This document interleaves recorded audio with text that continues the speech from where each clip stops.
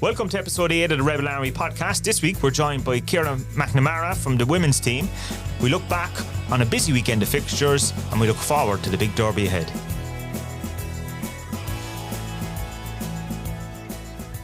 Yeah, welcome back to the podcast. I'm joined as always by Mr. Howey. How are you? Not too bad, Stephen. How are you? How was your trip? Wasn't bad, actually, no. Well, you managed grand. I was all on my own. Week. You were on your own. All by yourself. Holding down the fort. Celine Dion or something there last week. Yeah, obviously we did a sneaky interview before I went. So I was over in the Big Apple. And it's amazing, actually. Football has gone big over there. You know, I know there was no... Like, I just missed an MLS game when I arrived.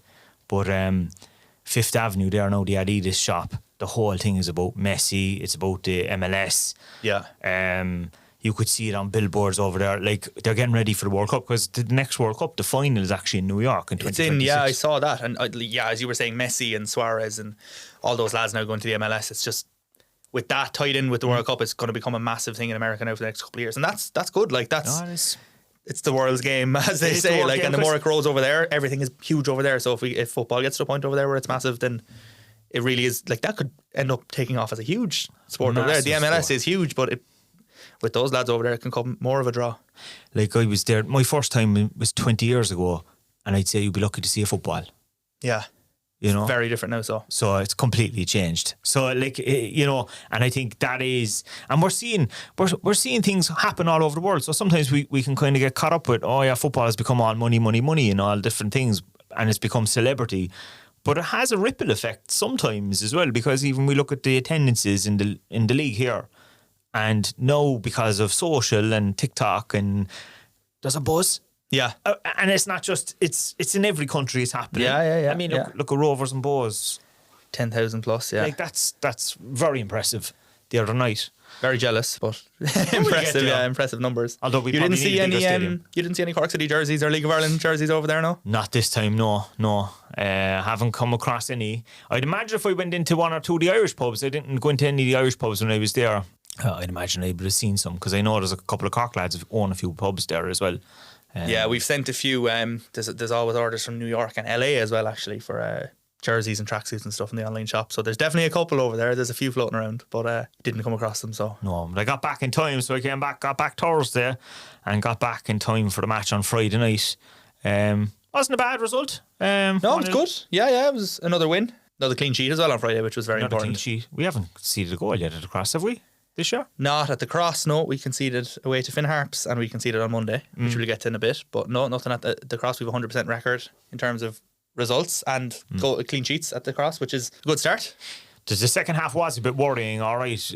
On Friday night, there was times I felt were we going to concede a last minute equaliser or something like that, you know? Yeah, and there very nearly was one at the very last minute. The shot that came in deflected off Jaden, but what a save! Brilliant save. Unbelievable. Yeah. He literally saved us. But what I would say is I thought the atmosphere at the Cross on Friday night was very good from the shed. And incredible. They kept singing the whole way through. And was I right in seeing that they kept, like, when I was leaving, they were still singing. But I saw something afterwards. They were there about 20 minutes after the game. They were there a long time after the game, yeah. They were there. I think Paul O'Donovan had a video up, and I came back out. We brought stuff down from the stream and stuff, and I went back out onto the pitch up the tunnel about a good 20-25 minutes after the game ended, and they were still in the shed. So yeah, no, the atmosphere Friday was incredible. The shed were class throughout, even in the second half when it was kind of not as exciting as you said. That, like, they were absolutely incredible Friday night, and they have been like that to be fair for the first couple of games. We probably have one of the most vocal supports in the country, definitely, I'd imagine. Yeah, even for away games like you saw yesterday as well, incredible.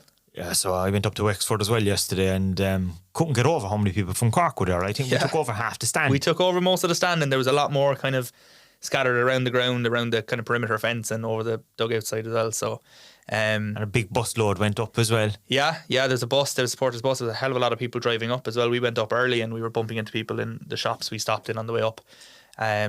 Yeah, I don't know how many. We don't have like an exact figure yet of what was there, but a couple of hundred anyway. Definitely, there was a large percentage of the crowd that was there. I think they announced 1,100 was there. Was it something like that? 1,100, yeah. And like definitely close to half of that was Cork City fans, I would say. Oh, without a doubt. Yeah. I suppose the fact that it was a 3 o'clock fixture on a bank holiday Monday. It's a more accessible game to get to, like, yeah. Which, in fairness, from the league, you know, sometimes I'd be looking at that and be saying, "Why you put matches on a bloody Monday for?" But actually, it makes sense. Yeah, especially on whatever about a regular Monday, but a bank holiday Monday, I saw 3 o'clock and I was like, "Oh God, like that's early now to be leaving to go to Wexford." But I liked it. I enjoyed it. I thought it was good, and I think we have the other bank holidays in May and June. I think have fixtures as well. We're playing Wexford at home. I think that's the May one. It's a 5 o'clock kickoff, so it's not quite 3 o'clock early, but it's still an early kickoff for Wexford supporters that want to make the trip. That'll be again a more accessible one for them to get to. So it's just over 2 hours to get up there. For them to come down to us as well. We were only saying it's nearly the same amount of time that it takes to get to Dublin, but it feels much closer than Dublin. Like, you'd nearly consider Wexford one of the closer away games. Well, distance wise it is. It's just you're going on smaller roads. That's it. Yeah. You know, you have to go through a few towns as well. Exactly. It's just the journey flies much more than going up to, say, a Shamrock Rovers or you have to go through the roundabout town. I obviously Dungarvan, like how many roundabouts in one town? But like what a start to that match yesterday. Like, it was, first of all, it was brilliant to see Jayden make his full debut. Yeah, to start the game was brilliant. He did well, I thought, when he came on Friday. He did. So I was kind of hoping he'd start, and then he did start. And we were joking in the car on the way up. I was just like so confident he was going to score, and then was it like 3 or 4 minutes in, he did score, and that was brilliant. Like, he took his really good goal as well. There's a funny clip. Bagsy was running down the wing to cross it in, and after he crossed it, I don't think many people saw this, but after he crossed it, he kept running, and he just ran straight into Kev, the photographer, like Kevin Barry Dorney, and just poor Kev got clattered. I'll try and get the clip of that up. Yeah, he put in a great ball and really good finish from Jayden as well. Great start to the game. Kind of hope we get another 1 or 2 after that, but it looked like we were well on top in the first half. Yeah, all over them. Like, there was a couple of saves from the keeper there and stuff like that, but just couldn't get the ball over the line. Like, I don't know what was happening. Then the second half kind of dropped off a bit. Yeah, you know, you heard the cliche, like a tale of two halves. It was nearly two different games. Yeah, they were a stronger team in the second half. They came out fighting. Yeah, they did. They always looked like they were the ones that they were going to get a goal. Kind of got the sense that, you know, the chances we had in the first half that we didn't score, you'd regret not taking those. Yeah, I think if we got a second or third, like if we got the second one in, I think we would have killed them off. We'd probably be getting a third, but the fact that we didn't, I think then the momentum swung their way. Yeah. Then they got that goal. Yeah. And we just struggled then after that. Then really, didn't we? Kind of, there was a couple of chances, but nothing kind of clear-cut. I know he swapped a few players around yesterday. Like, there was a couple of, like, Jack didn't play, Nathan didn't play. Yeah. I think there was 3 or 4 changes on Friday night, and that's going to happen when there's Friday games. Yeah. But yeah, I actually spoke to Tim after the game, and he said the same, that the first half performance was good, but he was pretty disappointed then with the second half.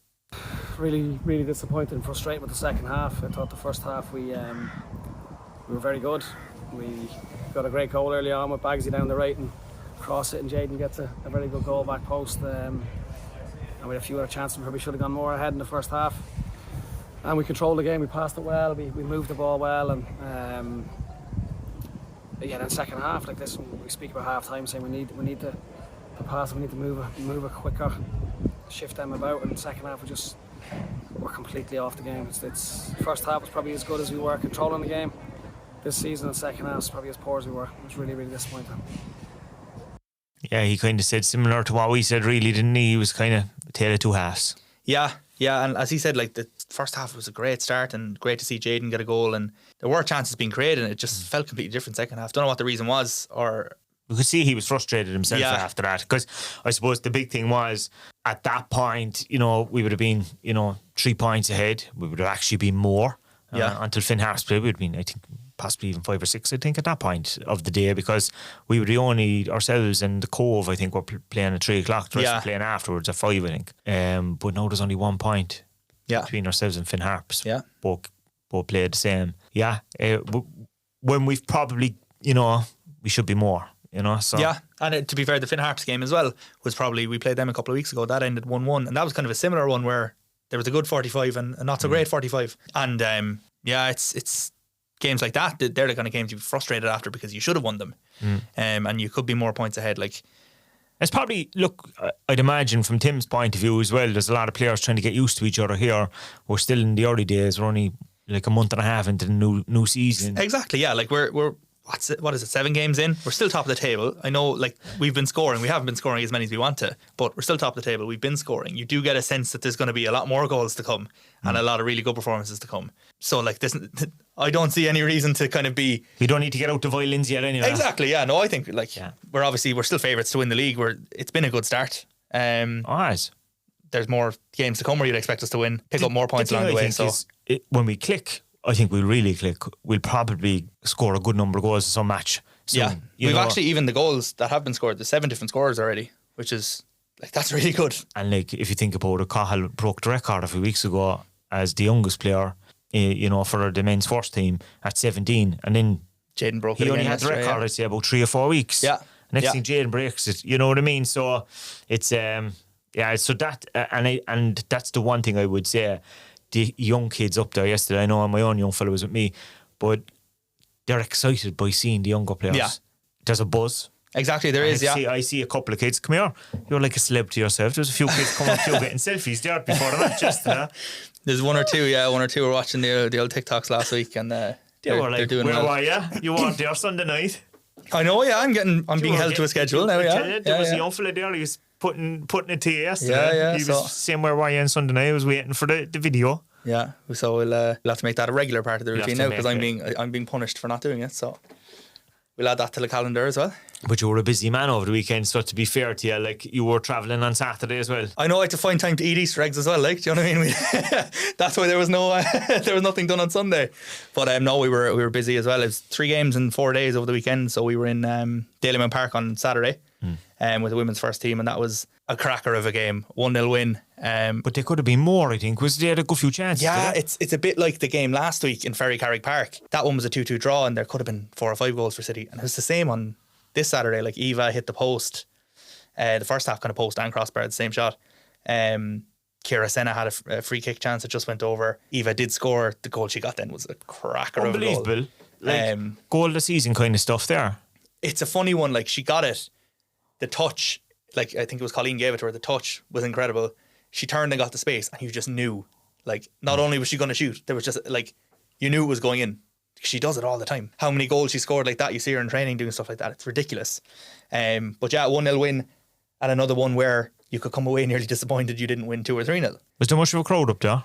There was, to be fair. The Bows have been getting all right crowds this year. It's kind of the one stand they have open. I don't have a number on it, but there was a good crowd, good atmosphere as well there, to be fair. They had a kind of almost like a cheerleader bringing a group of kids around doing their BOHS chant. Oh, yeah. So there was a good atmosphere and a good crowd, but like, City dominated the game itself. Bows had not even a spell of chances, kind of a half spell of half chances towards the end, but like, you nearly knew City were going to win the game, which hasn't been like that at a women's game for a while, and it was brilliant to see. It's like the hard work of this season and pre-season's been paying off, which is great. Did you get a chance to catch up with Danny? I did. I spoke to Danny after the game. He was delighted, yeah. He was a bit defiant after the game, because we'll talk about it here, but there was a couple of predictions from outside that kind of weren't tipping City to win. It was a 4-0 or a 4-1 loss that was predicted, but Danny kind of came out swinging in his post-match piece. Buzzing with it, to be fair. Like, the clean sheet and 3 points, like, is massive, like, for their confidence, like, because they do the work, and I just want to see them be rewarded for the things they do, and like, I'm so pleased for them, and like, they put their bodies on the line, done the things that the horrible part of the game. Look, second half wasn't pretty, but we changed and said, look, don't play out so much, go a bit longer, spin it in behind them, and cause some problems, and they took on board the information, and that's why they get the result that they got. Before the game, it wouldn't have been a result that many people saw coming, and I suppose with the performance last week now and today, is it kind of hoping it's turned the corner now and we're a new side? Yeah, like, I don't really care about all of them, not to be honest, but they've all got something to say and far too much, and they don't really know anything about us. So like, people can keep saying what they want to say, but do you know what? We're going to keep believing in ourselves. We're going to keep trying to do the right things. A very windy afternoon there in Dalymount Park, as you can hear.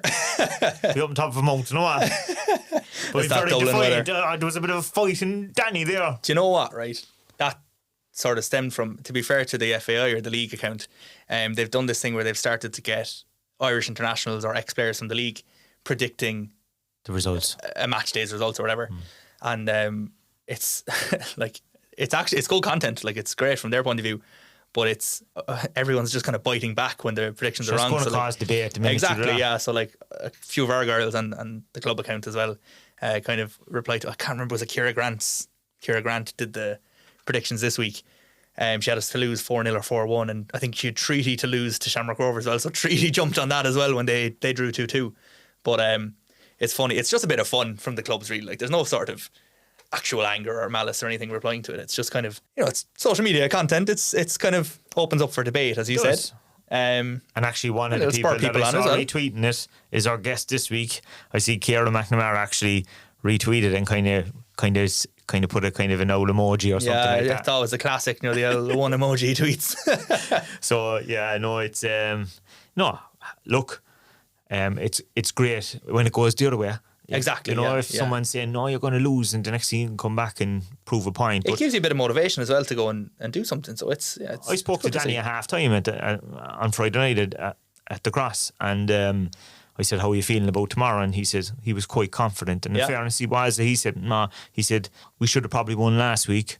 And he said, I think we'll win tomorrow. Yeah, even with that stuff, like Danny's very sort of headstrong. He doesn't really listen to much of what's said outside. Like someone could tell you Cork City are the worst team in the world. He'll tell you, like he'd say himself they're the best team in the world. Do you know what I mean? Like he believes in himself and in his squad, and the last 2 games very much proven right. So yeah, Danny wouldn't pay too much attention to all that stuff from the outside. Well, I think maybe we should bring in one of his own players in for a chat. Would we bring in Ciara McNamara? Yeah, let's get her in.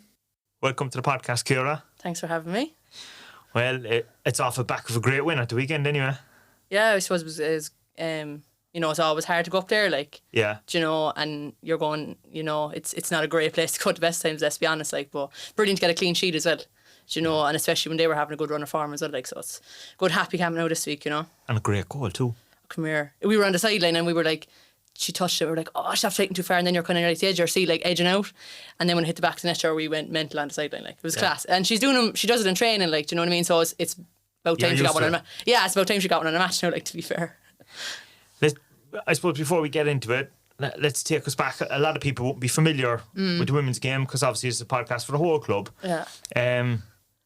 It's gotten a lot bigger over the last couple of years, but I'd imagine when you kicked off playing, there was only a handful of girls playing. Would I be right in saying that? Yeah, I suppose I came into the league in 2014, I think. It was only after kind of kicking off around that time. Yeah, I think 2011, was it? Yeah, I think so. And there was only like a couple of teams in it then, like, I mean, 8. Yeah, something like that. So it wouldn't be kind of, you know, it's changed drastically, like, since I came in.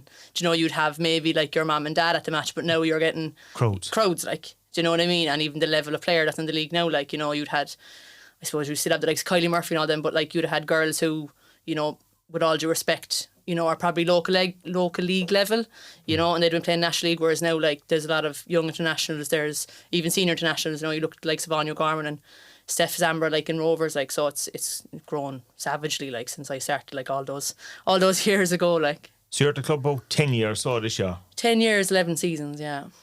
Before that, where were you? Were you playing local level? Yeah, so I started with, it would have been Mary's lads. I was about 5, I'd say. And so you were playing with the academy boys there at the time, yeah? Yeah. So there wouldn't have been a girls' team in the north side. Like, you know, the nearest one to me was probably Wilton, and even when I started, when I was about 5, there probably wouldn't have been. I don't even know. There might have been underage. I'm not sure. So I would play with the lads till I was about 12, I'd say. And how did you find that? Grand, like, they were in class with me, like, so I was like, oh, Ciara's one of the lads who play soccer. Do you know what I mean? I didn't even bat an eyelid. It was only kind of went to other teams and they go, oh, they have a girl. And you're like, then you kind of go, oh, but like, sure, I was just one of the lads. They took no, you know, they treated me no different, like. But by probably about 10 or 11, you were probably nearly bigger than some of them anyway, because the girls kind of develop quicker, don't they, than the lads, like. Yeah, there was a few small fellas, alright, God love them. And like, I still played, like, I play centre half now, like, and I played centre half then. So like, you'd always have a really tall fella, and you'd always have, God love him, like a small little fella, you know, and you kind of look back and you go, oh God, he was probably in the horrors, like, you know, a girl coming in head and ahead of him, like, you know, I'd say he got an awful slag, like, but as I said, like, I didn't see anything different, like, you know, and I played there until I was about 10 or 12 or something like that. And then there was a rule, I don't know if the rule is still there now, like, that you can't play after a certain age. It's probably because they go into leagues, is it? Something like that. Because up until under 11s, they're not really in leagues at all. They're only just playing kind of organised friendlies and competitions. For fun or whatever. Yeah. And then I went to Wilton, it was the nearest club to me, like. Which Denise O'Sullivan would have been in Wilton as well. Yeah. Was she there at the time? We would have played together, yeah. So there would have been myself, Denise, and we would have won national cups together. We actually brought Denise everywhere in our car, like, we collected her, we brought her out, and then you had the likes of Amanda Budden, you know, she plays on goals for Rovers, she would have played with us. Laura Murphy, who also played National League, Amy O'Connor, Cork Camogie, she played in that team as well, like, so there was a good calibre player, like, at that time. So a lot of players kind of from the north side of the city would have gone to Wilton. Yeah, I think so. They were kind of the club, I suppose. No, Bishopstown, kind of that area is close enough anyway. Yeah. But so, I mean, it was a strong team. So in many ways, like you were getting the best kind of underage players, kind of gathering, kind of creating like a little super team. Yeah, it was class, and I suppose Wilton, like anyone who knows Cork soccer in girls anyway, they know Wilton, like a lot of good players went to Wilton, and Pat Bodger and Stephen Lynch were kind of the driving force behind them. Again, like we would have had, even like you looked at like Laura Shine, she's with us now, she would have played with Wilton as well. Ellie O'Brien, another Northside girl, played with Wilton, like, so it was just kind of a hub, I suppose, for Northside players to go to, and then like there would have been teams then set up in the Northside, so my dad would have seen the need for a girls team in the Northside, so he would have established it with Mary's, and then they changed to Hollyhill. And like it's funny, like when we look back now, when I talked to Dad about it, like they set up a team first, like, and no disrespect to the girls that are there, and they say to themselves like they were getting hammered, like, and I said, Dad, I'm not coming back, like I'm playing for a team who's getting hammered 10-0 every week, like after winning the National Cup with Wilton, like, do you know? Yeah. But I did come back in the end, and we were successful enough. In fairness, like, but we always. So you went from Wilton back to Mary's. Back to Mary's, and then Mary's changed to Hollyhill. Like we moved from Kilcully, just between logistics and stuff, that we weren't getting pitch time and things like that. Like a lot of other clubs, I suppose. But we just took the leap to kind of set up a girls only club. Were you playing up by Castleview and stuff then? We were playing the back of the Terence Flaxqueenie school. Oh, you know, the pitch back there, and we played there. They're still there now. It's only one team there now, but we played there, and like a lot of players, even girls from Mallow and stuff like that, like even came to the club, like, so we would have been successful enough as well, like we would have won Munster Cups and things like that, like, and a lot of our players actually went on to play for City, like Natalie O'Brien, she's not with City anymore, but she would have played with Hollyhill as well, like, so we would have had a good calibre of player kind of feeding through into Cork City and stuff like that, like, so it's always something we're very proud of. Well, my dad's very proud of anyway, I suppose. That's kind of between your dad and yourself, like there was a bit of a legacy then being created there in the North Side that hopefully will continue on for years. Yeah, I suppose, yeah. God, I wouldn't let him hear that now that he's created a legacy. His head be getting too big. But yeah, no, I suppose it was, like, and he's still coaching younger players now, like, and he's, the coaches, I suppose, aren't there to have a full kind of setup with the club, but he's always kind of, pointing the girls the right direction as best he can, whether it's Wilton, whether it's Lakewood, just where they can play football, and he's always said, like, he'd never stand in anyone's way to go to a better club or to better opportunities, things like that. Like, and again, like when we were at Hollyhill, like I think I got to, what age was it, about 18, and I went to the Euros in Finland, or Norway I should say, and then it kind of came to stage where I was like, I think I need to go, like I think I need to move on to National League, but like it was Cork Women's at the time, like, and they weren't. Yeah, it wasn't Cork City at the time. No. They were a separate club. Yeah, it wasn't. Were they playing in CIT, which is now MTO? Like they were playing out there, I think. Yeah, they were playing in not the GA stadium, it was like the one above, like where the running track is around. Yeah. That one, not a great pitch, like, but they were kind of playing there, and then I think they moved to Bishopstown or something anyway, but it wasn't too appealing, like, let's put it that way. And even I suppose when I kind of moved, it wasn't the most appealing either. There was two of us, myself and Shannon Carson, another top player, doesn't play anymore, but like we moved to Cork City at the same time, on the back of the Euros, and like, we would have had an okay season. I think we got if we got 4 points, I'd say we got a lot, to be honest. But it was just changing then. So there's still kind of people still didn't want to play for Cork Women's at the time. Like it was still kind of frowned upon, I suppose. Like, so that playing for your local club was nearly better in many ways. Yeah, a lot. And then you'd have had players going to different clubs as well. Like, you'd Claire Shine went up to Raheny, like, you know what I mean? Now look, she was very successful there, like, but people just didn't want to play for Cork Women's, whatever it was. I don't know what it kind of stemmed from originally. I don't know, was there friction between the league and then Cork Women's? I don't know what happened, but do you thankfully think that's Cork was changed. kind of slow to get off the mark with women's football compared to, like, let's say Dublin? Yeah. Were they streets ahead? Well, when they started first, Cork Women's, like, they had the likes of Denise, they had, Amanda Budden, they had the Laura Lynches. I don't know what happened. Was it the managers or what? I don't know. Was there like a gap in kind of ages or something? I'm not sure. But like, Dublin teams are always strong. Like, there's load more people up there, but we just kind of, I suppose, fell by the wayside, really. Maybe we didn't get the backing that other teams got. Like, you look at like Wexford, like, they've always had huge backing. They've always had a good quality player as well. Like, but I don't know, for whatever reason, Cork was just left behind, I suppose. Do you know? When you broke into the Irish underage setup, so were you at Wilton or were you at Mary's at the time? I think when did you first get in? I think I was at Mary's, I think. Yeah, it would have been Mary's. I think it would have been about 13 or 14, I'd say. So yeah, That must have been brilliant. Like a brilliant feeling for the club as well, though. Yeah, it was class. Like, and like I remember you go up and even for trials, like at the time you still put on the jersey. So like you didn't know if you'd make the team or not. So like your mum and dad be like, get a photograph there now, like in case you never get to wear the jersey again, you know. But it was huge. Like I remember going to our first kind of trip. Like it was over to Birmingham, I think. We played England. Like don't ask me now who was on the English team. I always tried to find, you get the team sheets. I'm always intrigued to know like who did I play against. Like there's definitely girls playing WSL that we would have played against, I'd say. That's what I'm going to say anyway. That always happens, actually. People forget who they actually play against, don't they? Like, and I suppose they're younger too, though. At that age, they don't look like the people that they are now. Yeah. Like, no, we had 2 good games against England that time, and that was kind of gave me the taste for like, okay, I think I want to keep going, play for Ireland as best I can, and like kind of every team I went for after that, then I was lucky enough to get selected for.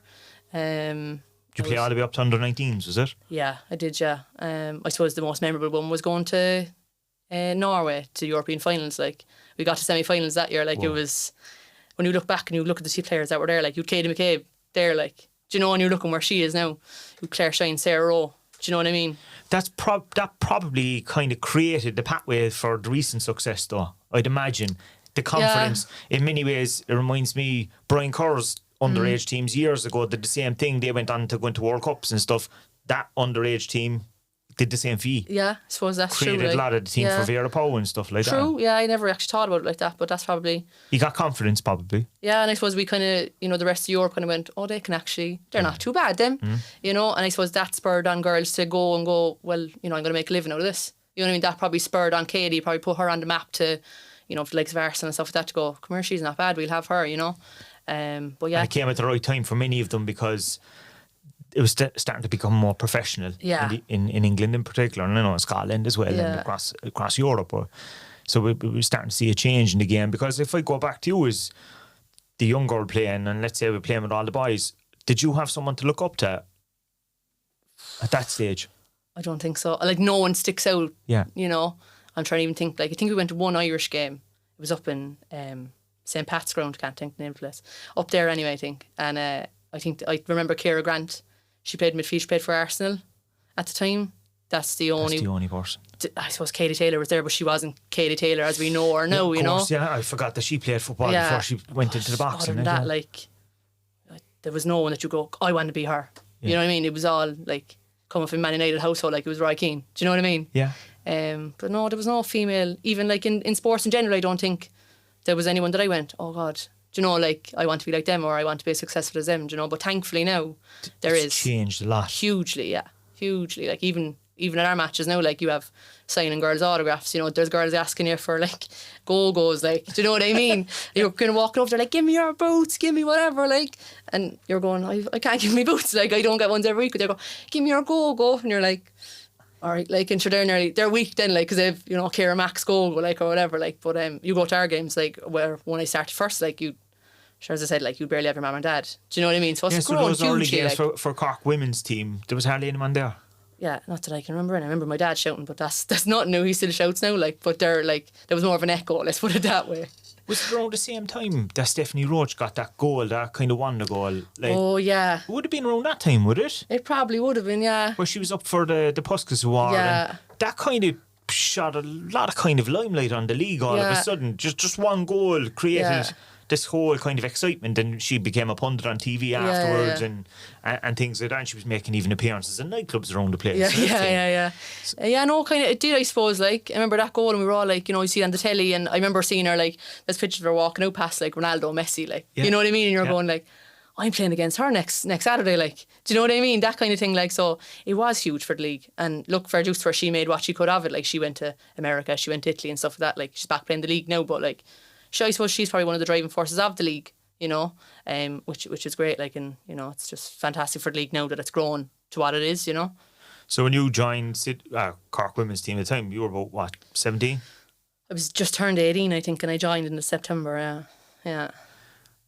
And the first few seasons, tricky, or like how did you find it? Tricky, I suppose. Like the first season, I saw it as a challenge that like I came back from international thing. I was like, right, I'm gonna kind of, I won't say make a name for myself because I was still very young, but I wanted to show that like that I came back from the Irish thing and this is what I can do type thing, you know, and maybe that would bring more girls in. And I actually think we drew against Peamount that year. It was the first point in I don't know how many years, like, and we were like, oh my God. Now we did get beat against Raheny 11-1 that season. But I always remember we always scored first. We were like, oh my God, we're after scoring. This could be brilliant. They got a few more after that, like, but it was... What is it like when you go back into a dressing room after losing 11-1 in the National League? How does that feel? You're just hoping someone from the Echo wasn't there. Do you know what I mean? But it's just, like, I suppose, what can you say? Like, you know, it's hard to pick yourself up after that, though, I think it was near the end of the season, which was probably a good thing in itself. But, like, I mean, I think Charlie Lynch was manager at the time, like, and I think he just said, look, we were beaten by a superb outfit, like, and it really kind of hit home to me, right, this is how far we're off the mark, like, you know, you shouldn't be getting beat that, you know, in any league really. But yeah, it's a bit of a soul destroying one, especially when you're younger and you're only kind of starting out. But the seasons after that then weren't as bad, thank God. You know, so we kind of grew then from there, and we got more points, we got more players in, bit more confidence, yeah. And did you feel that there was a kind of a change in attitude towards the club then? Yeah, definitely. In Cork in general, in that, like, people were like saying, no, I would sign for him. I'm not going to just go up to Dublin or stick with my local club, like. Yeah, I think it was kind of when Niall O'Regan came in, then I don't know what it was it his connections with the FAI or what the story was, but a lot of players started to kind of come in then. We needed a few seasoned players and that had experience, maybe underage international, but they would have played in the local league for a while, and there was kind of more players came in, and then the younger players then started coming, the likes of Saoirse Noonan came in when she was 16, and things like that. So like an Ava O'Mahony's, Zara Foley's, you know, they all started coming in around that time. So it was really like a change in attitude, which was brilliant, because like the seasons before, like, you're going, come here, I can't go through this again. But thankfully now it's the girls coming through now, there's the academies and all that kind of stuff. So thankfully that attitude has changed. And like, what were you doing outside then? Because obviously you'd finished school at this point. You're gone into the league. Did you go to college, go straight into work, or what did you do? No, I went to UCC. I was there for 5 years. Everyone says, oh, you're definitely repeating here. No, I wasn't. But they always slag me like, God, you were in UCC for ages. And I'm kind of going like, see, I did a social science, which was a 3-year degree. And then I did a postgrad in youth work. And then I did a master's in youth arts and sports education.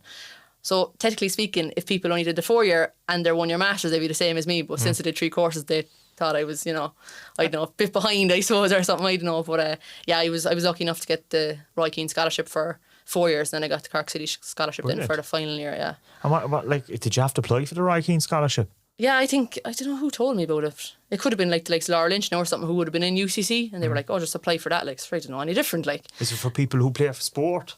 Yeah, solely for soccer, and there was always one girl got it, and then there was usually 2 lads, and then it was kind of, how much was it the first year? Was it like €1,000 split over 2 semesters, like, which isn't a lot if you look at the different, like the American scholarships and things like that, or the Quirkus scholarships. But like, I was lucky that like Susie paid my tuition fees, and I was living at home. So like, I didn't have that much expense, but like, it just allowed me then not have to get a part-time job. I was lucky. Like, I did stuff in the summer, but I didn't really have to get stuff mid-season then. So you could concentrate on football besides the study, like. Yeah, and it was good in that way. Like, and it kind of went up then. I don't know, did Roy put in more money or did the college put in more money? I don't know, but it kind of went up then to about 2 or 3 grand by the time I was finished with it. So that's decent enough.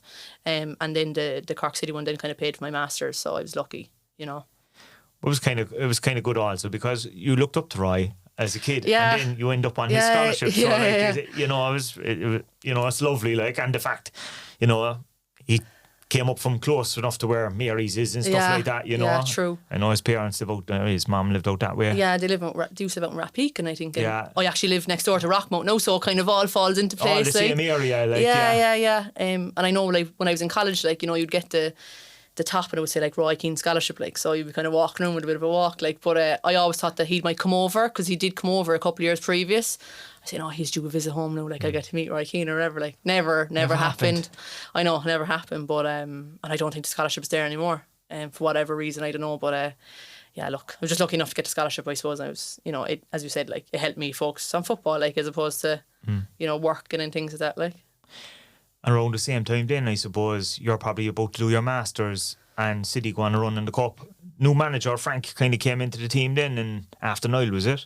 Yeah, Frank would have kind of came in as assistant with Niall, and then Niall got his role in the FAI, the bigger role in the FAI, so he probably couldn't commit. And with a young family as well, like it was hard. So Niall Frank kind of took over then mid kind of the end of the season, and then he sat through 2016 or whatever, and then 2017. I think was I just rolling the postgrad? I can't remember, but yeah, that was some run. Holy God! It was unexpected, I'd imagine. Definitely. Like he were about fifth in the league at the time or something like that. Like. But to get to play in the Aviva, but even to win the semi-final, I think he beat Wexford or something in the semi-final. 3-0. And they would have been a good team, wouldn't they, at the time? They would have been class. They had like Rihanna Jarr, Claire Reardon, you know. But like I remember we actually got Peamount in the quarter-final. We beat Peamount to Bishopstown. Like. Whoa. So like even to get to, I think we only beat Lakewood 1-0 in the first round, which was like, it was tough enough. Like we were sweating at that stage. And then beat Peamount with a 3-2, I think. And then Wexford 3-0, and it was meant to be played in Ferry Carrig, and for whatever reason they moved it to Bunclody, I think. I don't know, did they think it would suit them better or what? It was a smaller pitch, like, so you'd imagine bigger pitch would suit Wexford, but we beat them 3-0. It was unreal. Like, we never thought we'd get to past Peamount, not a mindset, beat Wexford at home, and then go to play in the Aviva, like, do you know. Like, what was that like, walking out onto the pitch in the Aviva? Unreal. It, like, I know it was, people say, oh, you know, the crowds, whatever, blah, blah, wasn't full. No one gives a shit. Like, sorry, no. Did you get a chance? Yeah, you were playing your national stadium, like, and you'll never forget it. It was class, like, because, like, City were there as well on the day. That's right. You know, so it did make it all that bit more special. You know, and then you sing the national anthem and, you know, you see yourself on the big screen. It's cool, like, it was no cool in fairness. You always look back and go, Jesus, like, I'd love to play there again, but they've changed the venue for the cup final. Look, that's another discussion, but like I just think it should be in the Aviva. No matter who's attending or how many you're there, you should have the option to play there. Yeah, because a lot of people think, you know, it should be a standalone event, but maybe what did you feel like? Did you mind that it was before the men's senior final? No, I didn't. I think if you ask anyone who played that day, would have said yeah. I know I think it was a 12:30 kick-off or something. It was early, alright. It was an early one, but like we stayed up the night before anyway, so it was all the one. But like I don't know. If anyone says they want to play in Tala, I don't know, do they really want to play in Tala, or are they just going to say it to kind of keep it PC? But like, you know, it's the Aviva, like, how could you not want to play in the Aviva? I don't know.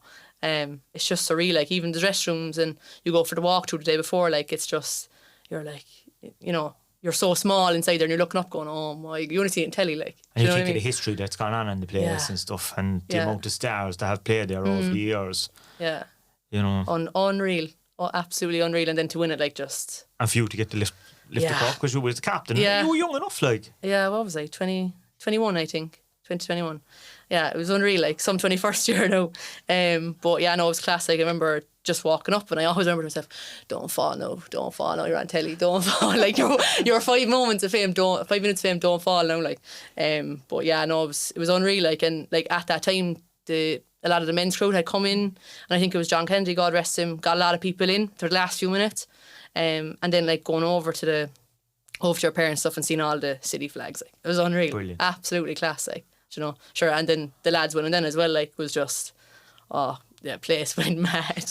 And like, I remember, I'd say you know, John was always great for bringing the cups everywhere and stuff like that, but I think he had a few of you out. I think like maybe a week or two afterwards there was like lights turning on in Man Point or something like that, and there was the men's team and the women's team, and there was players from each or whatever, but it was great to see it. It was the first time I felt that there was a unity. I know you were only after kind of getting aligned with 4 at the time. It wasn't official, I think. But it was the start. So it was a lovely time to kind of kick all that off, like, wasn't it? Yeah, I think we're probably the only club that has ever had two teams in the final on the same day, and that'll never be done again if it's a standalone event. Do you know what I mean? For 2 to win it on the same day, like, it's amazing. One thing having 2 there, but to win it, like, because I always remember people saying like, oh, it'd be great now if you could get there and whatever, and then to win it, like, but it was just...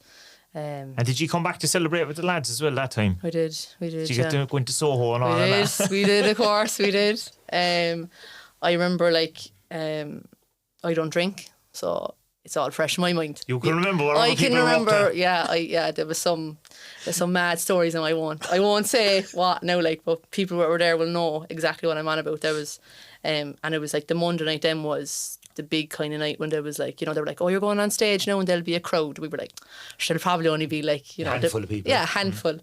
And you're kind of getting the feeling, there's a good few there, you know.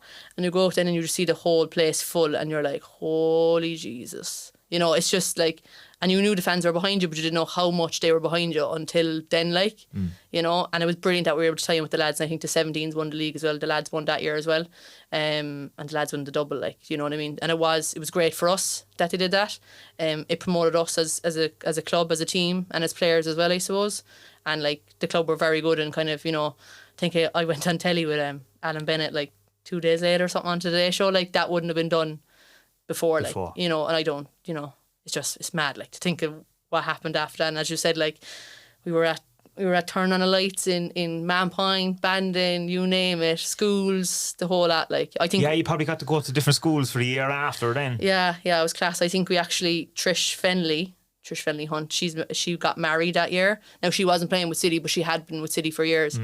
And I remember she texted me, she was like, will you bring the cup down to my wedding? I was like, what?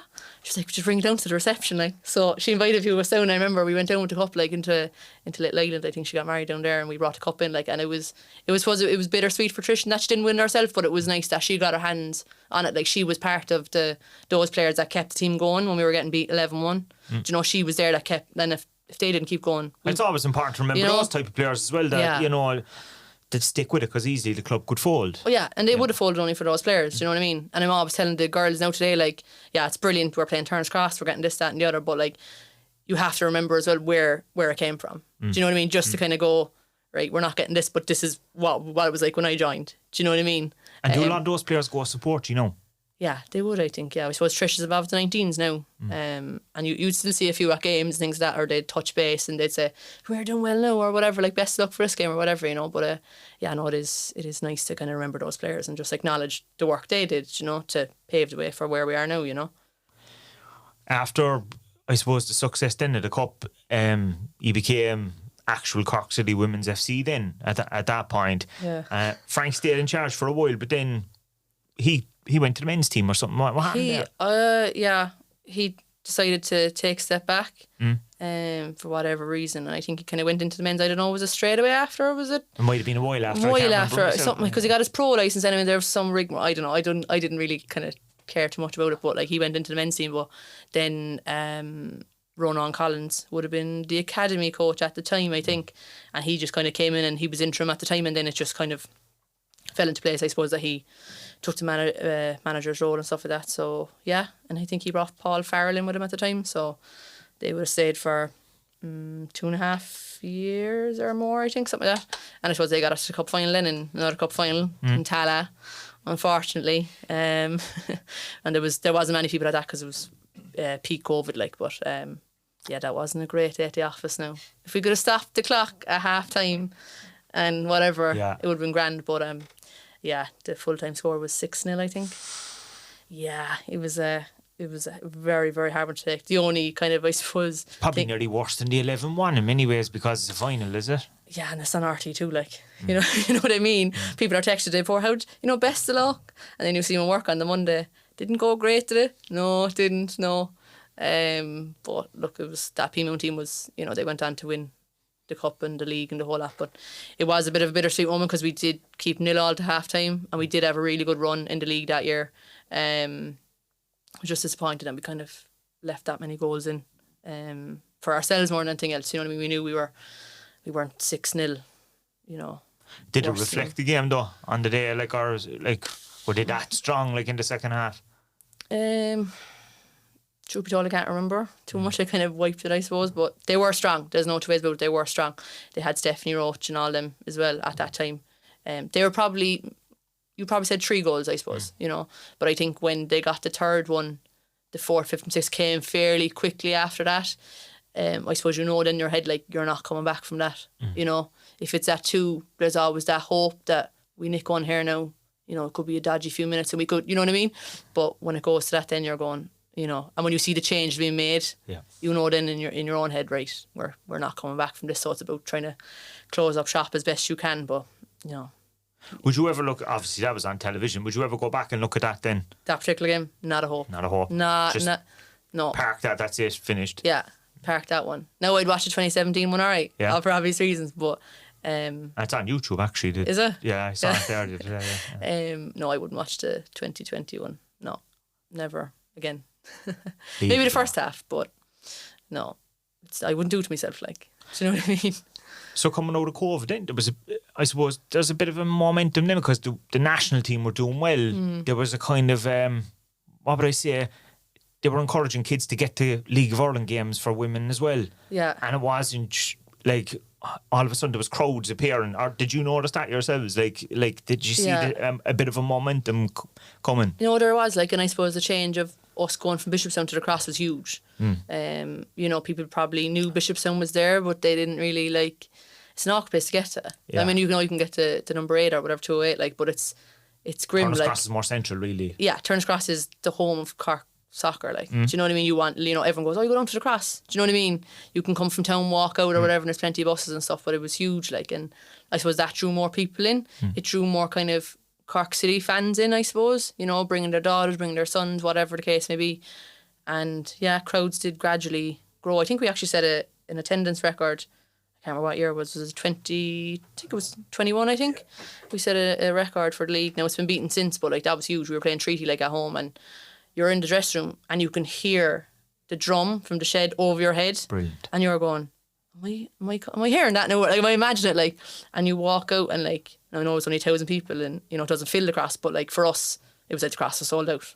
Do you know what I mean? It gives you a huge lift, I'd say. Huge, and you're going like your heart is going 90 like inside the dressing room. But it's brilliant, like, and every little tackle you made, every decision, you know, they were on the refs' back, they were, you know, cheering us on, they were giving the opposition a bit of grief, and it was just, it was brilliant, like, just to see all the young kids at the end, you know, and to be fair, like, we're probably one of the clubs that have the most consistent, I suppose, attendance. Okay, we didn't hit the 1,000 for games, you know, since, but like we've been high enough. You know what I mean? You go to other clubs and there's not that many people there, and there mightn't be a lot of people in the Cross, but they make themselves heard. Like, you know what I mean? Sometimes you're competing with other sports in the summer as well.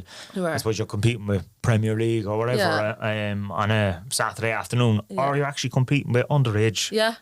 Sport which are usually on, which aren't on a Friday night, for example, for the men's team, like, but they would be on a Saturday afternoon. And so. I suppose it was always that thing where we play at 2 o'clock, we play at 5 o'clock, we play Sunday. But I think you're probably going to clash with no matter what you do. You know, if people wanted to go to the game, they'll go to the game. You know, so it's just, as I said, like the crowds have kind of been steadily kind of increasing, which is good. And I suppose the club are good to send out tickets to local schools and teams and stuff. And like as a team, we've kind of said, you know, we try to get out as best we can to local clubs and do, you know, if it's a session or, you know, just kind of visit things like that. It's good, like, you know, it shows the girls that, look, they're willing to get out and coach you when we don't have training, and hopefully then you kind of draw those in, and once you get the kids in, really you get the parents in, you know what I mean? So hopefully we can keep that going now and just kind of, you know, get the crowds to rise ever so slightly every week would be great. And Danny came in last season then? Or was it the season before? 2022? Yeah, 2022, yeah. Halfway through, we came in June or July or something like that. Yeah, he's been in ever since, himself and James. And how would you find that regime? Is it different to previous regimes? Yeah. It's very different, yeah. In what way? Well, I suppose Danny is a kind of, well, I suppose if you know Cork City, like, you know Danny Murphy, do you know what I mean? So it was that kind of thing, and he had that connection, I suppose, with the club that maybe other managers didn't have. Himself and James have a good dynamic, I would say, you know, good cop, bad cop, whatever way it might go. Who's the good cop? I won't say now. It depends on the day. Depends on the time. But they're like Laurel and Hardy, I suppose. Like, they bounce off each other and things like that. Like, and it's good that there's two of them there. But yeah, it's very different. It's just the mentality he brought in. Winning mentality. Yeah, winning mentality in it. You know, driving standards, and kind of, you're playing for Cork City. Like, you need to have pride. I'm not saying the other managers didn't instill that, but when he had that connection, he played for the club, he knows what it's about. He lived in Cork or whatever, so, you know, he knows. So it was just that little kind of a mentality switch, I suppose. And it did take time, there's no two ways about it. I think, you know, he didn't realise maybe the calibre player we had when he came in first. Just, you know, girls probably didn't get the level of coaching that he thought they should have had, or the game understanding.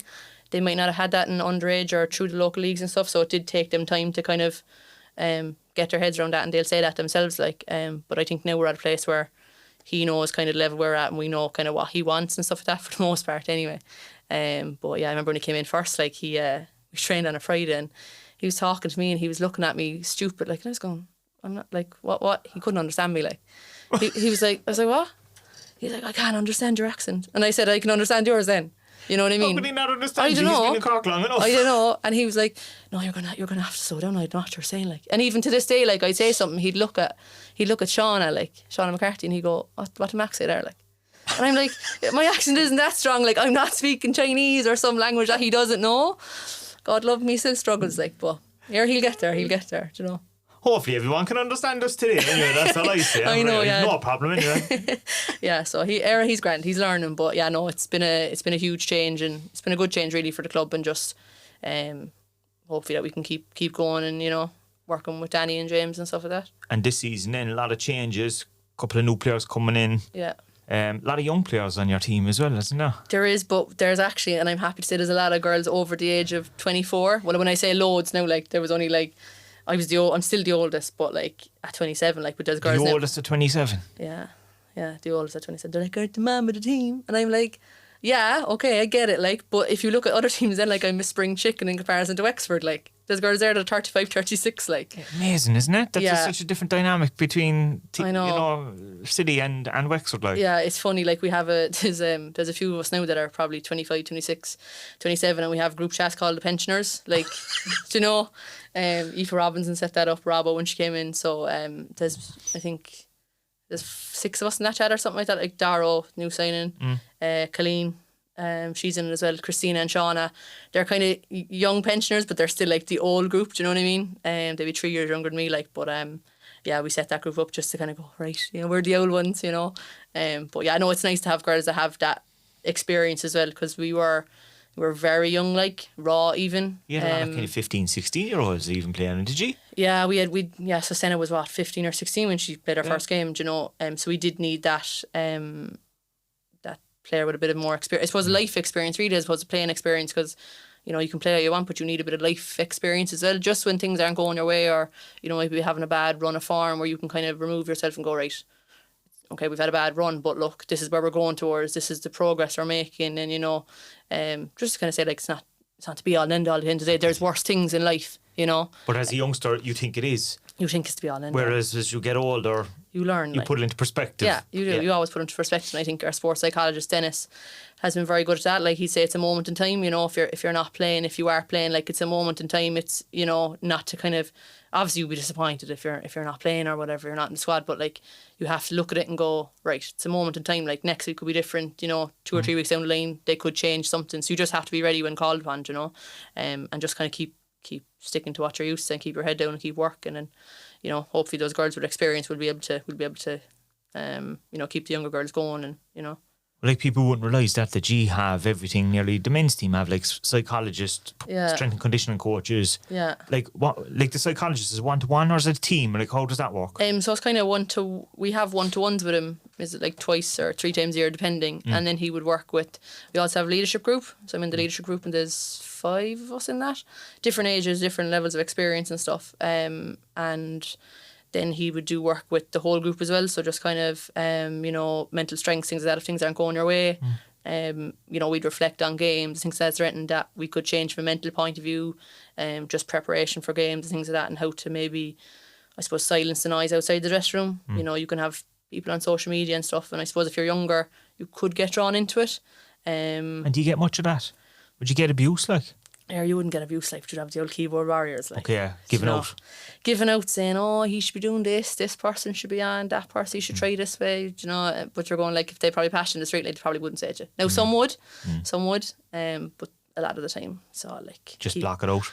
Yeah, you just have to block it out, like, or you might see it and you go, oh yeah, no bother, or, do you know, they tag you in this thing or whatever, and you're kind of going, oh yeah, grand, whatever, like, thanks for the support. Do you know, you just move on, because you know, like, they don't really know what's going on, like, do you know. So you, as the older group, will definitely have to kind of watch out for the younger players there, because they'd definitely get sucked into that world. Yeah, they would, I think, and sometimes, like, if you're playing well as well, like, you have to be able to reflect on your performance well. There might be something that you can improve on, that you're not, like, the most fantastic, you know what I mean. There is always things to improve on, so not to get carried away as well. But as I said, like, as a younger player, like, you could get knocked back very easily. You know what I mean. Whereas, you know, someone might say something about me, like, and I'd go, yeah, grand, whatever, like, do you know. We're seeing that in sport all over the place as well, where people go through spells of, you know, struggle, And I'd say it's because of what they're seeing online. If they have one bad performance, it leads to about 10 or 12, you know, straight away. Yeah. I suppose we don't get the level of abuse, thankfully, that like the girls in WSL will get, even for like, I think it was Georgia Stanway one year was it a bad tackle on someone, and she was getting death threats and everything, like. Do you know what I mean? And look, I know they're professional and all that, and it's different to us, but like, that's crazy though. You'd get, like, I won't say you get that kind of abuse. You'd get weird messages, all right, you know, like weird ones. You have to block them, like, because you know, it wouldn't be good for the head, but like, we wouldn't really get levels of abuse, and hopefully we won't ever get that level of abuse. You get the odd slagging, all right, like, for sure, that's part and parcel of the game. Yeah, slagging is part of it. That's grand, people would probably do that at a match as well. Yeah, they would. They would say, you know, and you'd be like, yeah, grand, whatever, you know. But that's kind of, I suppose, that's in our nature in Cork anyway, that there's a bit of slagging. Do you know what I mean? We just kind of mess and joke with each other, you know. So we're kind of, well, when I say we, the girls from Cork are used to that. We've had to kind of educate the likes of Darrow now and stuff like that. Like, the Cork humour and the Cork slang is a bit different than that in Germany, and Colleen coming in from America. You know, we had to kind of go, right, he's saying this, but he's only joking. You know, that kind of. It is interesting. We kind of nearly mock ourselves at times, don't we? In Cork, like, it's a kind of a weird thing, but it's seen as it's accepted. Yeah. And I think even when we were doing kind of stuff with Dennis, a sports psychologist, like, we'd be all kind of keep saying, what, you know, not what are you good at, but he might say something and everyone going to go, I'm all right. Like, and I remember Colleen being like, I'm excellent at whatever the case may be. She, like, and we were all kind of looking at her, like, and Dennis goes, yeah, it's an American thing, all right, girls, I'd say, you know, but like, she's right, like, we should be able to go, I'm excellent at X, Y, Z, you know, we shouldn't be afraid.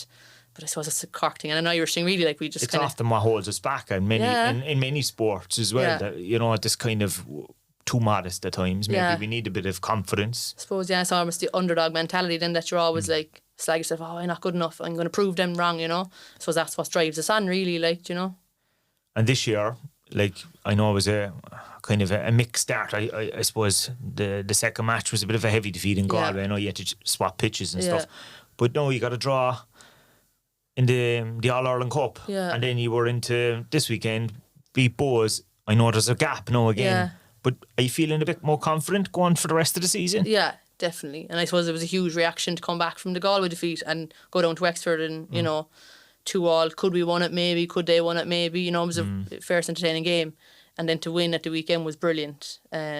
Just keep that clean sheet as well. It's one thing winning, but to keep a clean sheet is brilliant, especially for the likes of Clodagh and stuff, who's so young, 16 or something like that in goal. Brilliant. For her to keep a clean sheet is brilliant for her.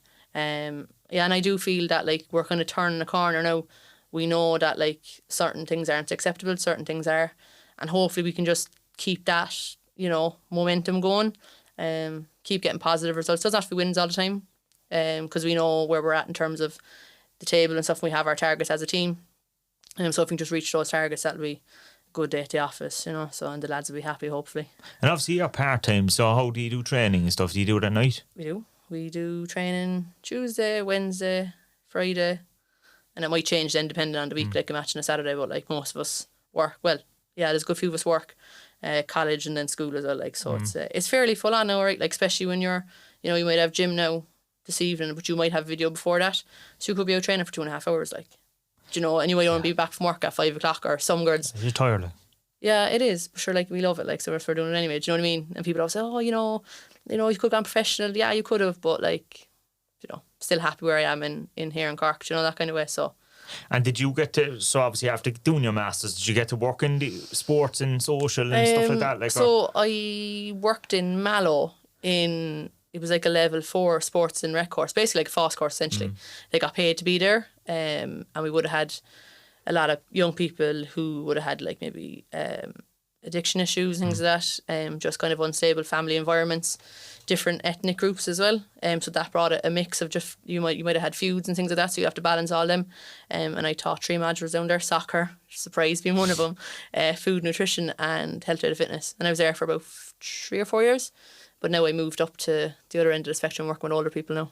Okay. Yeah, up in St Mary's Health Campus, but it's the orthopaedic, obviously, like. But yeah, working with older people then on a 1-to-1. They'd come in and they'd see the medical team, and then they had a fraud or something like that, and they might say, look here, this person wants to get back out socially, regain self-confidence, things like that, and I'd work with them then to kind of help them to, you know, get that little bit of confidence and hopefully get back to where they were. So it's a nice mix of people and clientele, and it's a huge change from working in Mallow, like, Massive you know, change, yeah. you know. So, but no, I enjoy it, and it's nice. They're very genuine, and the team above in the orthopedic are very good to me and stuff like that. Like, so it's supportive of you playing as well, wanting to find out how you get on the weekend. Yeah. No, it's good. They may be coming to a few matches over the next couple of weeks, so that's good. So yeah, no, I'm enjoying it. I'm enjoying life. I'm enjoying soccer at the moment. So hopefully it will continue. And I know you said you're, you know, one of the oldest in the team, but do you think you'll keep playing? Yeah. For a few years? Yeah. Because, like, you're still young. Like, in most sports, it's only in the peak. You know, 27, late 20s. Yeah. But for some reason in women's football in Ireland, they seem to kind of retire younger, do they? Like, I suppose you want to have families and stuff like that, like, maybe, I don't know. But then you look at the likes of Stephanie Roach, or Stephanie Zambra, as her married name is now, but like, she's 33, I think. So she's still playing. So yeah, no, I'll keep playing for a while anyway. Keep playing. As long as they'll have me, I suppose. You know, I'm close to getting my 200 appearances, so that's something that I'd love to achieve this year. Goal. Yeah, I'm quite close. So that's my one thing now I want to tick off the list now for this year. Fingers crossed that happens. I think it will. And at some stage, it'd be nice to lift the league title as well, wouldn't it? Yeah, it would. It'd be lovely just to be able to represent the National League at a Champions League level. And hearing the Champions League music would be like, imagine if you played in the Cross and we heard the Champions League music. Do you know? That would be, then you could retire and go, I've done it. Done it. Achieved. Got to the top. Yeah, that would be something that I'd love to do. Will we do it? I don't know. I think we have a team in a few years that probably could challenge for the league. But it all depends if people, you know, if we can keep that group together. There's a lot of talented players there, like, that might be going to England, might go to America for scholarship. So it's just, that's the thing, especially I suppose, sports scholarships in the US. The colleges, like, they're probably knocking on doors over here now as well. Yeah, they are. There's a few now, and I'm just hoping that we hold them onto them for the whole season. It's one thing to lose them next season, but if you could just get a season where we don't have a lot of change in terms of personnel, it would be great, because then you can keep your solid team, your squad or whatever, you know, and everyone knows where they stand. So look, it's brilliant that people are knocking on the door for our players. It just shows where, you know, where I started, where people didn't want to play for the club, whereas you have teams coming from England going, we want to sign her, or we want to look at her, and there's people coming from America. I just hope that we can keep them for a long time, but I'd never stand in anyone's way. You know, if they wanted to go and make a living of it, then go. And it helps probably having a girls' academy now in the club as well. Yeah. Whereas before you were trying to recruit from all over the place. Now there's a kind of a line as you progress, and some of them are probably going past. Yeah. I'd say some of them, like, you look at the 17s now, like, and I've seen a few of their games, like, and I just know, like, there's a few of them, they're quality, like, even at 15, like, you're looking at them going, oh my God. And like, that wasn't there for me, like, so it's brilliant that they can come in at that age, and they can be even kind of scouted before that, so they kind of have an idea if someone's coming in a year or two. It's brilliant, super, and long way. Hopefully now we can get, like, younger players, even in, whether it's, you know, I'm not going to say an under 13 team, but under 15 team, but it'd be great in a few years' time just to have that as well. That pathway is there for people to almost be in a professional environment, like it is for the lads. Do you know what I mean? It gets them set in for senior football. Do you know? Do you ever see it become a professional in this country? Not well. I suppose you have rovers who are professional, but out and out, not in my playing career anyway. Not in your playing career. I don't think so. I don't think the infrastructure is there, or the funding is there to sustain people's livelihoods. And like, you look at it now, and you know, you hear the figures that rovers are getting, but like, even still, like, it's probably, some people are probably earning more than that in their jobs anyway. And that's the challenge, you know, it's very hard. Look, I know you want to say, oh, I want to play football for a living, but at the same time, you're looking at the long term, you're looking at after football, like, what are you going to fall back on? You know what I mean? If you take a career break for how many years, will you get back into that line of work? You know, it's all this if, buts and maybes, and I suppose it's different for lads in that, like, they'd always have, when they're younger, they could sign a contract and they'd have a small bit coming in, and they can go to England and all this kind of stuff. Look, but it's just, I suppose, I don't think it's going to be professional in this country in my playing career anyway. If it is, come here, I'll welcome them with open arms, but I don't think it is, not with the other sports we're competing with and stuff like that, unfortunately. But just hopefully it just improves, you know, in terms of, well, you know, we get wages and things like that. You know, it'd be great just to see small little steps, you know, even if it's a part-time kind of wage or something like that for all the teams. Which is probably where it needs to go. Like, I think it does. I think it's, in this day and age, just the cost of living and all this kind of stuff. I think, you know, and the only way for that to happen is for people to get out there and support you, I'd imagine. Yeah, no, it is. And if we get seats, like, if we get bigger crowds, I suppose it looks better, and we kind of go, well, look, we're bringing this much revenue every week, we're getting this much sponsorship, you know. It'd be brilliant, like, and it would kind of put us in a better position then for maybe attracting other talent as well around the league. It's very hard to attract people to Cork, like, as much as I love City, like, it is hard, especially when they're coming from Dublin, they're getting, you know, their XYZ or whatever. Look, we're lucky this year that the lads are very good in terms of recruitment. They got a few players in, but it is hard, like, you know, so it'd be great if we could offer people that little bit more security and kind of financial, I suppose, assistance, I suppose, really, like, you know, would be great. But hopefully in a few years now, as I said, like, you can just tip on that little bit and, you know, go from there then. Because now we're seeing, you know, young families go over to the likes of the Emirates and stuff and watch Arsenal play because Katie McCabe is playing for them. Yeah. You know, so hopefully the league can leverage off of that and say, look, support your homegrown. It's okay to go over there too if you want for a special occasion or whatever. But, you know, when they're playing at home, go and support them. Yeah, and I suppose the thing is that you can see the likes of, like, Eva Mangan, for example, like, who's to say that she won't progress to be, like, playing for Arsenal or playing for whoever. And you can see, at least you can go, well, I saw her when she was captain of City, like, you know what I mean? So, like, the talent is there. Just people like need to get Saoirse played for you, and then she went over to Durham and stuff like that. She did. And look, even like Denise Sullivan played for Cork Women's at the time, and look where she's gone to now. So, like, the talent is in the league and in City. I firmly believe that. So people just need to get out and kind of see it for themselves. You know what I mean? So for your next game, you're back again. You're playing DLR Waves. I think is it next week? Is it the 13th? I think the 13th, something like that. Yeah. So on a Saturday, you want to get a big support for that. Yeah, and the weather's getting better now as well, so there's no excuse. And the evenings are brighter. Yeah. You know, and you know it's always nice to get out on a Saturday night with your family. And I suppose the big one then is where it's going to be on the telly as well against Treaty. Oh yeah, that's right. Is it the week? It's the first time the cross, isn't it? Yeah, 2 weeks after, I think, in May. So that'd be great even then to get a huge crowd there because... Let's break the record for that one, so... Yeah, definitely. And if they know that Cork City bring a huge crowd, the chances are that it'll be there again, like, so we'd love to, you know, get more people out, get young girls, young boys, whatever, involved in that day, like, so it'd be fantastic just to see more people at the cross because it is a fantastic atmosphere and, you know, I fully believe that we can kick on now after last week's result. So, yeah, I'd love to see more people there. No, before we finish, we always have a couple of questions that come in through our Instagram. Lovely. So this week, what did we get? God. Okay. So, what's Mac's greatest city 11? Oh, Jesus. That's a tough one, no? Yeah. Christ almighty. Where are you going to put myself in the centre half anyway, first and foremost? It's important. Yeah. Goalkeeper. Gonna say Clodagh at the moment because I think she, you know, definitely thereabouts. Right full, I think I put Natalie O'Brien. I think me at left side centre half. I'll come back to the right side. Left back then. I have to put Shauna McCarthy, my best friend. I have to, because if I don't, she'll kill me.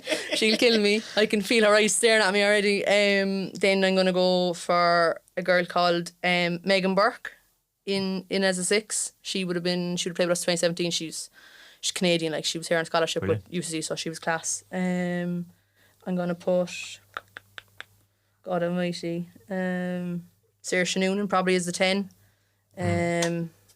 Eva Mangan, I suppose, as the other kind of 6 or 8 next to Megan Burke. Up top then as 9 is going to be Claire Shine. Has to be.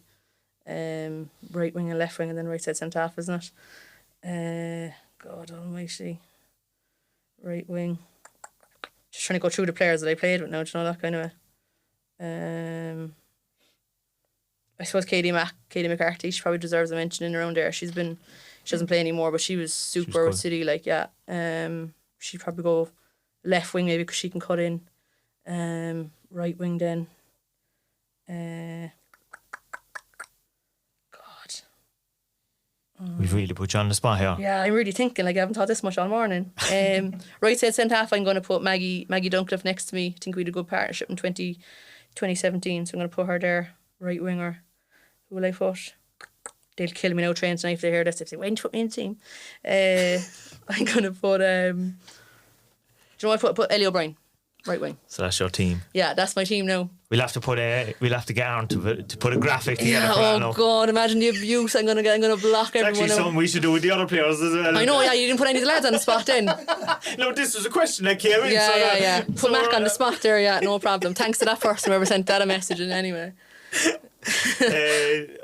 Who's your best friend on the team? Shauna. I know that. Well, she actually asked the question. Anyway. Yeah. Imagine if I said someone else. Oh my God, she'd disown me.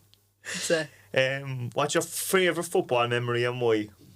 That comes in from another teammate actually, Ellie. Oh God, thank God I put her on the team. Jesus. My favourite football memory, I suppose, would probably be the 2017 year. I suppose, because I went to the University Games in Taiwan that year as well. Turned 21, then lifted the FA Cup and got on Team of the Year as well. So that was a fairly solid football memory. To be honest, yeah.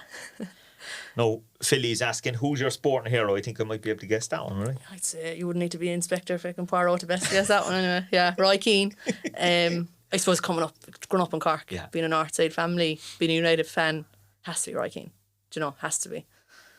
And the last question is from Cormac. What do you like the most about playing for Cork? Should have said Cork City. I was like, yeah. I'm surprised because you're not playing for Cork GA. No, playing for City. And even, when people say, oh, come on, Cork, I'd be like, my skin's nearly crawling. One of the girls said, some of the girls say Cork, I might get out.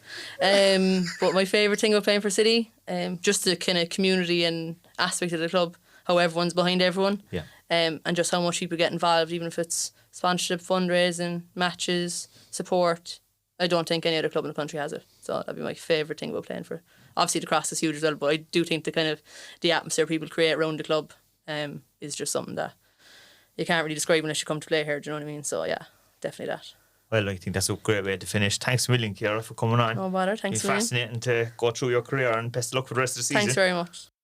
Fascinating interview again. Brilliant. Yeah, she's got some stories. Brilliant, but you know what? In some ways, it was a bit more in depth in kind of the life of, I suppose, the football and the women's game as well, and like that there's a bit of a balancing act. Yeah, it's not a case of you're a professional footballer and all you have to do is wake up, play football and go to sleep. They nearly live the life of a professional footballer in terms of having to look after yourself and train and all 3 that. nights a week, but you also go to college or school or work, as Mac did or does. And kind of at the inside as well of being here at the start, kind of when it was just kicking off, it was in its infancy, and coming right through to, riding the wave of being up and winning cups, cup winning captain, to then coming down and, being at the other end of the table. And I love to see, though, the fact that she's still hungry for more. Yeah. Like, that she'd love if City could win a league and get to Champions. Yeah. That would be her dream. We were saying there, the whole joke is that Mac is the mammy of the team, that she's the old one. She's only 27. 27. There's so much left in her. She said herself, Stephanie Roach is still playing. She's 33 or whatever. Kylie Murphy at Wexford, I think, is 36 as well. Yeah. So, like, she's not, like, we joke that she's an old woman. She's not at all, like. Not at all. There's plenty of time left in her career, and she played with the best of them as well. Like she played did, that underage side there that went to the semi-finals in the Euros. Like, and a lot of them have gone on to play for the senior team. Exactly, and even like she was saying there, the early days, was it when they were at Mary's when they were at Cork Women's FC at the time, and like her family were picking up Denise O'Sullivan to bring her in and everything, and look what Denise has gone on to do. So she's been there with unreal players at local level and international level and at club level, like National League level as well. She's very much been there, done that, and still doing it. Yeah, and it goes to show how important it is to get attendances as well at the stadium, like at the Cross, because you hear what it means to them. Like she said there, 1,000 to them felt like it was full. That was because they went from just having their mother and father at the side of a pitch to now getting crowds, which is a huge difference. Yeah, and even now, like that game, that was a treaty game in 21. I think it was 1,200 went at it. We're probably around 500-600 every game now, which is like it's a bit down from that, but it's still a good crowd in terms of the women's Premier Division and what some of the other clubs are getting. And the goal for us, I suppose, as a club, is we want to be up around that 1,000. And from now, international break next weekend, as we were saying, in DLR after that, we want to get a big crowd for DLR. The next home game after that, I think, is Treaty. I think we're away the week after. We've Treaty at home, and that's on TV, as Mac was saying. We want to get like that. That'd be brilliant for them. If we get the TV cameras in, we get a big crowd in, and hopefully a good result and good football, like that'll entice them to come back. And you don't want to have one game on TV, be like, oh, that's great, and then it doesn't happen again. Like, you want to make it a draw, that the TV crews are going to a lot of grounds around Ireland, and especially in the Women's Premier Division, a lot of the grounds aren't really, like, they're not really stadiums. Like, Peamount, great team. great facilities up there, but when you're televising a game there, it's just a field with a clubhouse in the back. Like, you want games televised from Turner's Cross, Eamon DC Park, places like that. And it's the first one we've had, or sorry, the first one we will have. And hopefully it all goes well. We get a good result and a good crowd and a good atmosphere, and entice them to come back and do more and show off more, showcase more of the young players that we have and what they can do. And they become role models now for the younger kids. Exactly, because, like, you know, she said herself, she had to play with the boys because there was no team. And now you look at the number, you know, schoolgirls teams in Cork. It's massive, you know, and it's becoming such, you know, I suppose probably the fastest growing, and I'd say probably the GA are probably slightly worried about it because Camogie is going to be, and ladies football will probably be affected because other sports will always get, you know, damaged by one sport being successful. But you could definitely, the momentum is shifted towards, you know, the likes of the soccer team, the national team in particular has helped that. And you've seen it, like the videos on our social media over the last couple of weeks when the players went to school a couple of weeks ago, and there's a massive ovation when they came in. And one thing you'd see at our home games after every game, it's nearly different in women's football that after a game, the two teams sort of do their team talk on the pitch. So you'd see it, there's two huddles on the pitch. It's very different to the men's game. And after that, the players are out on the pitch for another half an hour signing autographs, taking selfies. Like the whole Donny Ford, the whole length of the Donny Ford are kids and families and fans, and it's the time they give. It's incredible. It's the support they get from those young fans, and that all stems from the school visits and going to visit the clubs, and not just that, but what they're doing on the pitch as well, and trying to put on a show for them. And the more of that, the better. The bigger crowds that come in, it might end up in the girls having to be on the pitch an hour after the game because there's so many people wanting selfies. But that's great. Of your own success. But she actually even said that at the end. She said the thing that she loves the most is that it's a community club. Yeah. And that she feels that they're part of a much bigger thing than just themselves. And I think we've said this on the podcast. Like, when we talk about the underage, and obviously we didn't bring up about the academy this week because they had no matches. Yeah. But, you know, we have so many different elements to the club. And you could even see that in Wexford yesterday as well. Families, people of all ages, group of young lads together, couple of elderly lads, couple of families. Yeah. You know, you could see mothers, sisters. There's all walks of life. Yeah, it's not just kind of one sort of football fan, and that's like people from all walks of life, all backgrounds support Cork City and travel it's far and away to watch them. And the women's team as well. There's a lot of people travel to away games. And that'll only get bigger. Exactly. It's not just kind of, especially the home games and the away games, it's not just the families and the parents anymore. There are people going there to watch the football, which is, like, that's brilliant, and that's where we want to get to. And we are getting there, and we want to push it on and get more and more people in every week, be it to a home game or away game or what. But as Mac was saying, like, there's like an aura around playing for Cork City. There's, you know, and especially with Danny now hammering it in as such a Cork City legend that he is, that like they need to know they're playing for Cork City, and they do. Like, they wear the jersey with pride, and same with the men's, same with all the teams. But there is that sort of buzz about playing for Cork City and a buzz around the club, which is brilliant to see. Oh, it's brilliant to see. And speaking of buzz, we have a local derby coming up Friday night. El Clasic Cork. We've already had a few tweets coming in saying stop saying El Clasic Cork. But it will always be El Clasic Cork. There could be name for it, so. Yeah, it'll always be El Clasic Cork. Cove were the opposite to us yesterday. They came from 1-0 down at home with their new pitch. Yeah, look good actually. I saw a couple of videos. I saw the pictures. To draw 1-1 with Longford. So that'll give them a bit of a boost, I'd imagine. Yeah, they'll be confident. And it's one of those games where there's a couple of ex-Cove players with us, and there's a couple of ex-City players with Cove, so there's always going to be that bit of... They'll always raise their game anyway. Yeah, that'll be an interesting one Friday. Hopefully a big crowd as well.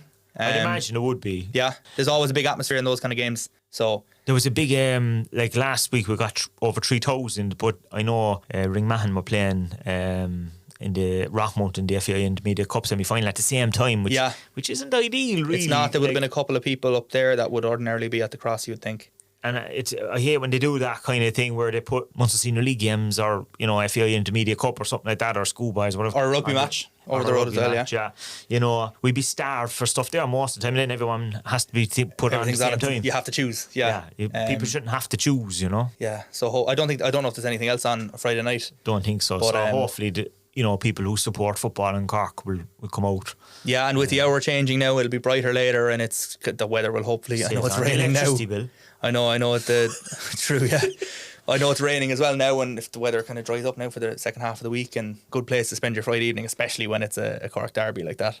Yeah, and hopefully some of the new lads that the likes of Keane and stuff will kind of tell them how important it is. Like, I think from the crowd, the size of the crowds and the atmosphere that we've had so far, I think everyone kind of knows now what's expected and how big Cork City is. And no matter what, when it's a local club coming like this, you're going to know it's a big derby, and you don't want to be beaten by the team down the road. Like, exactly, yeah. It's.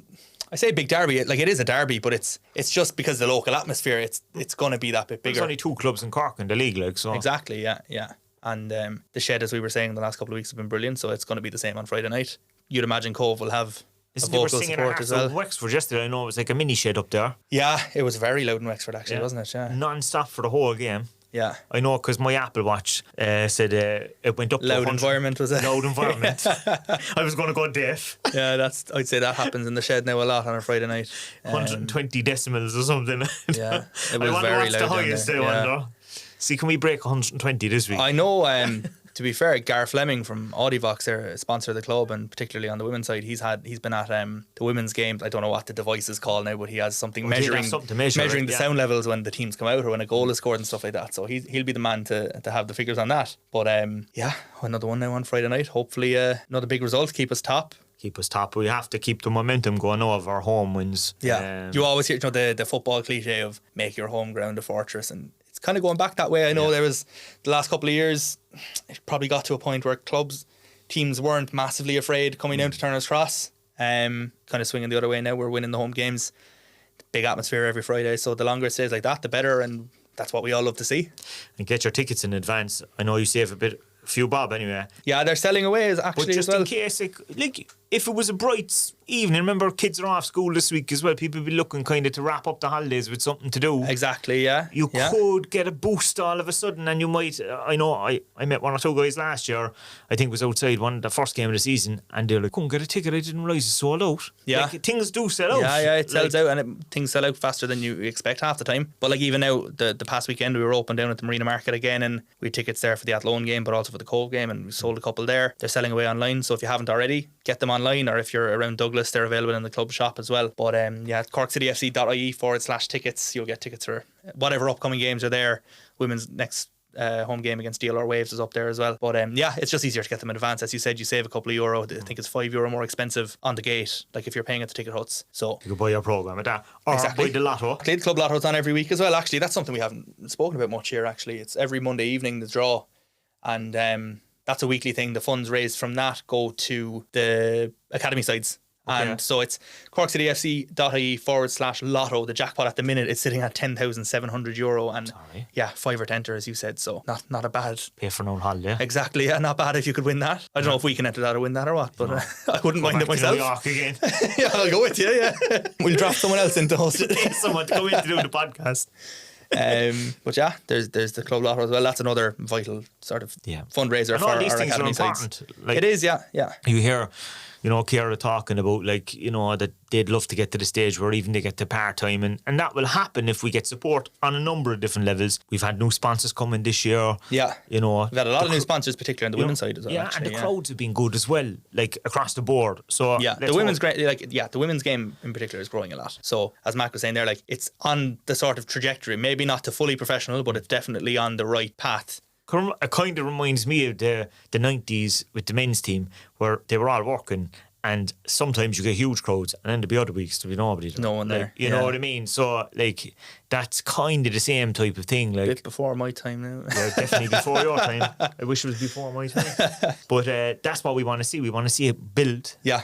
So look at where the League of Ireland on the men's side is now. The crowds, as we were saying earlier, the crowd in Tala, crowds at the Cross this year and last year and the year before. For their game last night as well. Exactly, yeah. And the interest, we're at the point now where we're getting to a point where League of Ireland stadiums won't be big enough for the demand that's there, which is no one could have seen this coming. That'd be a nice problem to have. A brilliant problem to have. You selling out every week would be incredible. And it's, as we were saying, it's on that sort of trajectory, and it's brilliant. There's a buzz around the whole league, like the Premier Division, the First Division, and now it's coming on the Women's Premier Division side as well. So it's exciting to be a League of Ireland fan. Do you know what? It goes against all this thing that I see is Gerard Piqué said that, all the youngsters today, they don't want to watch 90 minutes of football or something. Nonsense. Yeah, definitely nonsense in this side of the world nonsense. Anyway.